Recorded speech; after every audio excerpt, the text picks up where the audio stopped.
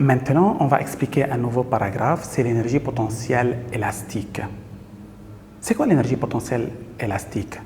On va considérer le dispositif suivant pour mettre en évidence cette énergie. Ce dispositif est formé d'un ressort de longueur à vide L0 de constante de raideur K. L'axe du ressort, c'est horizontal x', de vecteur unitaire I. L'une des extrémités du ressort est fixée par un support, l'autre est accrochée par un solide S. En déplaçant S dans ce sens, le ressort se dilate. Lorsque je lâche S, on constate que S se met à se déplacer. Donc, S possède de l'énergie. D'où provient cette énergie? Du ressort.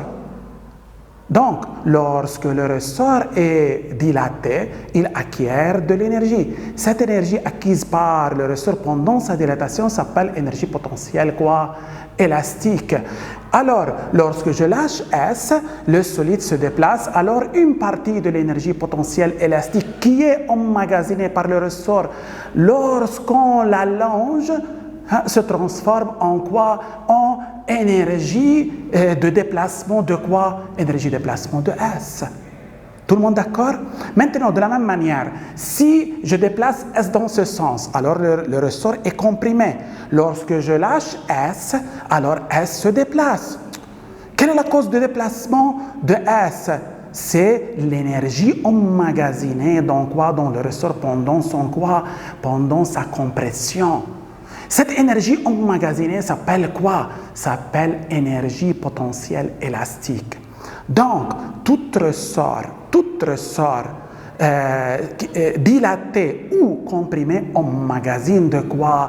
De l'énergie. Car après son relâchement, il est capable de placer quoi? Le solide S. Maintenant, comment je peux déterminer l'énergie potentielle élastique emmagasinée par le ressort lorsque je déplace S à partir de O jusqu'au point quoi? Jusqu'au point A.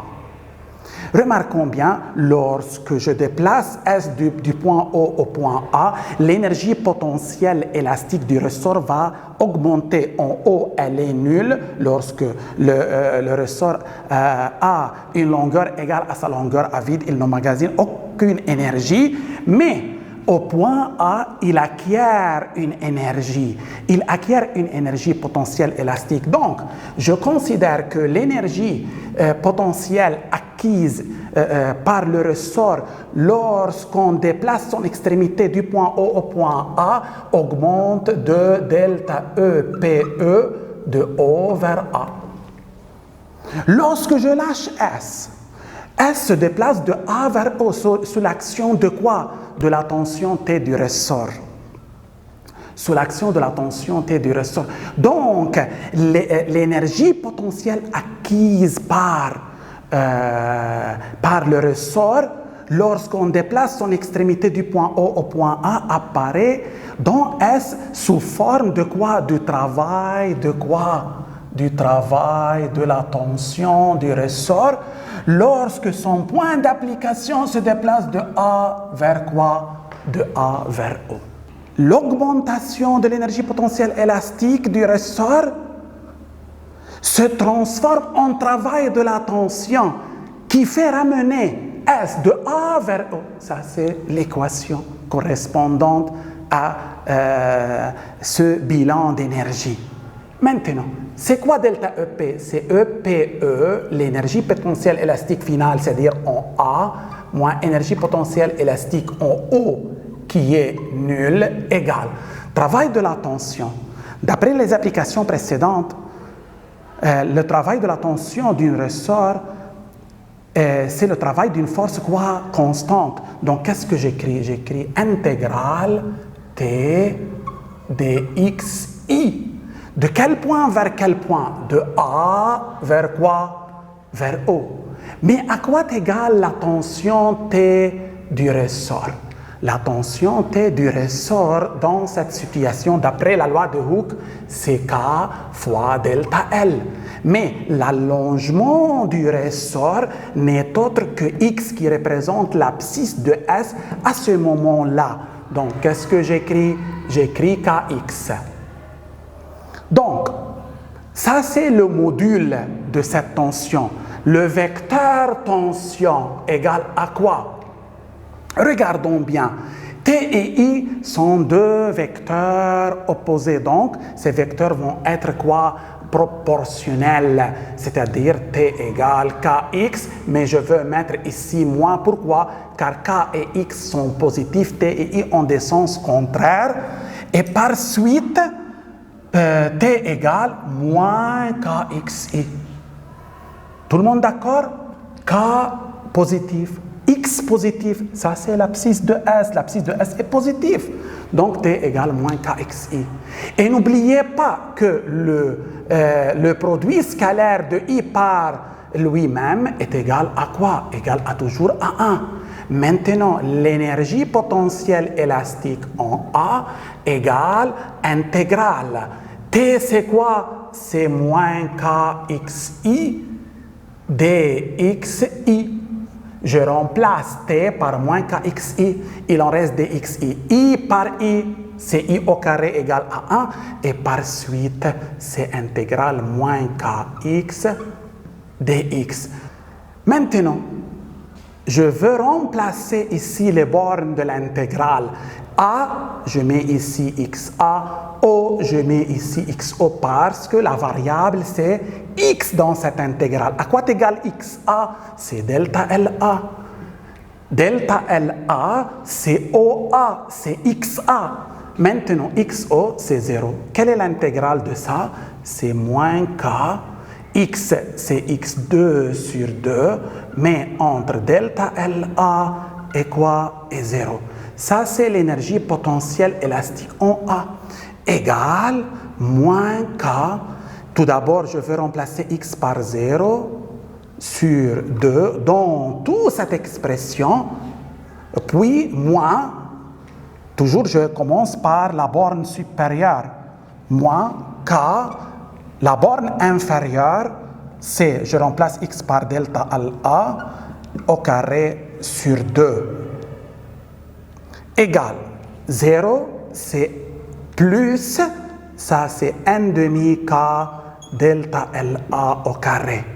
Et par suite, l'énergie potentielle élastique au point A, c'est 1 demi K delta LA au carré. Remarquons bien, l'énergie potentielle élastique dépend de la variation de la longueur du ressort. Elle est proportionnelle au carré de cette variation. Elle est proportionnelle à K, à la constante de raideur du ressort. Maintenant, lorsque le ressort est dilaté au point A, son allongement est maintenant delta LA et par suite l'énergie potentielle élastique emmagasinée par le ressort à ce moment-là c'est 1 demi K delta L au carré. Ça c'est à retenir.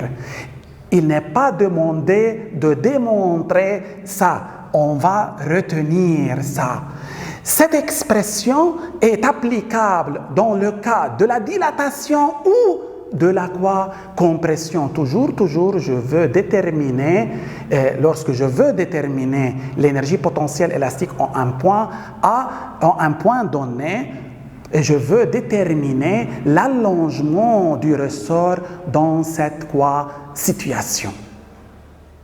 Maintenant, sous-titre d'application, on va considérer un ressort aspirant jointif de constante de raideur 100 Newton par mètre. Sa longueur à vide, c'est 12 cm.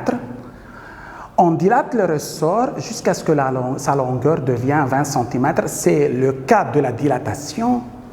Maintenant, ici, on a comprimé le ressort jusqu'à ce que sa longueur devienne quoi? 6 cm. C'est le cas de quoi? De la compression. Qu'est-ce qu'on demande de trouver? On demande de trouver l'énergie potentielle élastique emmagasinée par le ressort dans cette situation et dans cette situation. Maintenant, je vais commencer par cette situation, la situation numéro 1. Je veux calculer l'énergie potentielle élastique dans la situation numéro 1. À quoi égale ça? C'est tout simplement, c'est 1 demi K delta L au carré. K delta L au carré. C'est delta L de la situation 1. Le ressort dans la situation 1 est quoi? Est dilaté. Dilaté de combien? Remarque combien, toujours pour le ressort. Ça, c'est la référence pour mesurer la dilatation ou la compression de ressort. Ça, c'est quoi? Delta L1. Ça, c'est quoi? Delta L1. À quoi est égal delta L1 maintenant? C'est très important. Delta L1, toujours, delta L, c'est la variation de la longueur du ressort, mais elle est mesurée toujours à partir de quoi? De l'état initial à l'état du ressort à vide. C'est quoi? C'est L moins L0. C'est combien? C'est 20 moins 12, c'est 8 cm. Maintenant, j'ai tous les données, 1,5 K, c'est 100, fois delta L, c'est 8 cm. Toujours, on va travailler sur le mètre. Je veux diviser par 100, on obtient 0,08. Et c'est 0,32 quoi joules. L'énergie potentielle élastique emmagasinée par le ressort dans la situation 1, c'est 0,32 joules. Maintenant, dans la situation 2, l'énergie potentielle élastique 2 égale aussi 1,5 K delta L2 au carré. Mais c'est quoi ici delta L2? C'est la variation de la longueur dans cette situation, de la longueur du ressort. Mais toujours cette variation est mesurée par rapport à quoi? À L0. Ça, c'est quoi? Ça, c'est delta L2. Delta L2. Maintenant, comment je peux déterminer delta L2? C'est L' moins L0. Toujours la longueur finale moins la longueur initiale à vide. Égale combien? L', c'est 6 moins 12, c'est combien? Moins 6 quoi? Centimètres. Ce n'est pas intéressant, plus 6 ou moins 6 centimètres, parce qu'on a ici au carré 1,5, le carré élimine quoi? Le signe moins. Et par suite, en faisant l'application numérique, 1,5 fois 100 fois 6 cm, c'est, je veux transformer en mètres en divisant par 100, c'est moins 0,06. Et par suite, la réponse, c'est 0,18 joules. Ça, c'est l'énergie potentiel élastique emmagasiné par le même ressort, mais dans cette situation. Maintenant, sous-titre d'une autre application, un solide S de masse 1 kg est accroché à l'extrémité inférieure d'un ressort de constant de raideur 100 N par mètre. L'autre extrémité du ressort est fixée à un support. Le ressort pend verticalement. Ça, c'est la représentation du dispositif ressort solide à l'équilibre. La situation 2 correspond à un allongement supplémentaire de 5 cm de ressort par rapport à cette situation à l'équilibre. Dans une première question, on demande de calculer à l'équilibre l'allongement du ressort.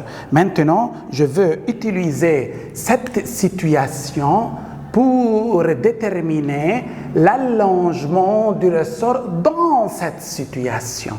Maintenant, comment on va réfléchir? Lorsque j'entends le mot équilibre, que signifie équilibre d'un corps?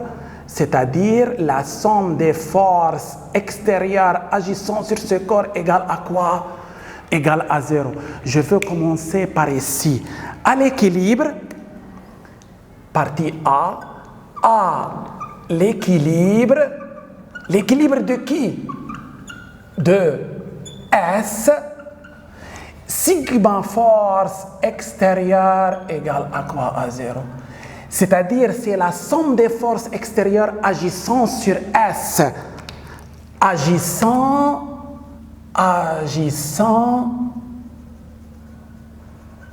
sur S.